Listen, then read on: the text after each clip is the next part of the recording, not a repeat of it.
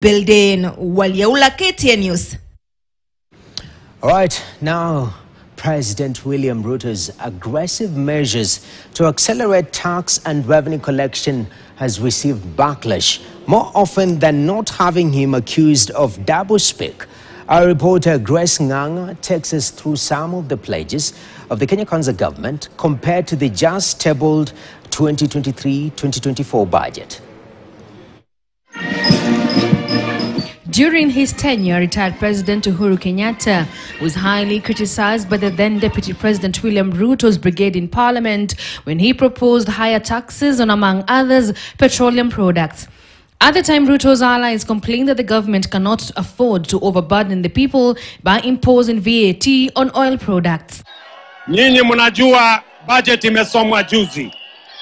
Hiyo budget inataka kuongeza bei ya maji. Sijui iongeze bei ya mkate, sijui iongeze bei ya unga, sijui iongeze bei ya nduthi. Sisi tunataka kuambia hiyo budget haiwezi kupita kwa bunge. Na ikipita kwa bunge, miezi mitatu baadaye tutaibadilisha iwe ni budget ya mwananchi wa kawaida. Wakenya wanaumia. Corona imeumiza kazi zao. Corona imeumiza biashara zao. We can no longer accept and we can no longer entertain the thought of increasing the prices of fuel products in the country of Kenya. And registration of title deeds.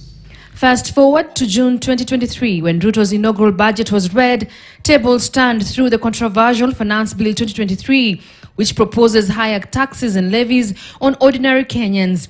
Mimi nangojea wale wabunge watakuwa ukule bunge. Ni tuwaone kwa macho kwamba wao wanapinga ati ajira ya hawa vijana ambao waliwapigia kura.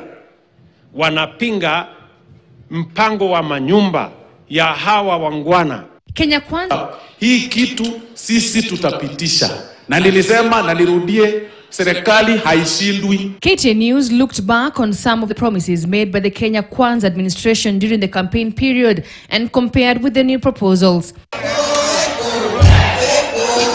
When they had a colorful and impressive manifesto launch, Kenya Kwanza pledged to invest 250 billion shillings for accessible and affordable housing for the financial year 2023-2024.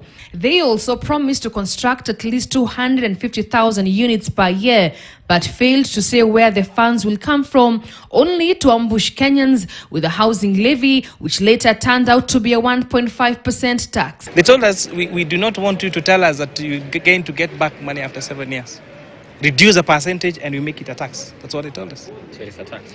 Yes, it's a housing levy, it's a tax, yes. In his implementation of the bottom-up agenda, Ruto, in his manifesto, vigorously campaigned for the Hustlers Fund, which he said was meant for uplifting small and medium-sized enterprises by facilitating access to affordable credit.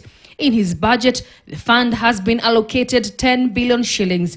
The president also promised to address the high cost of living by fixing heavy taxation on Kenyans, whom he said were being overtaxed. The government committed to reducing the cost of food by raising agricultural productivity and reducing reliance on import for food security.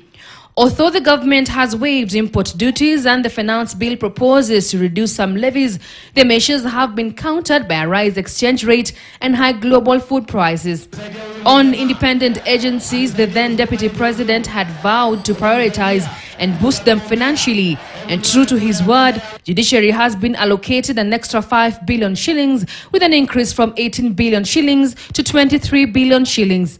And in his promise to offer free food to primary schools if elected, 5 billion shillings has been allocated to the school feeding program across the country.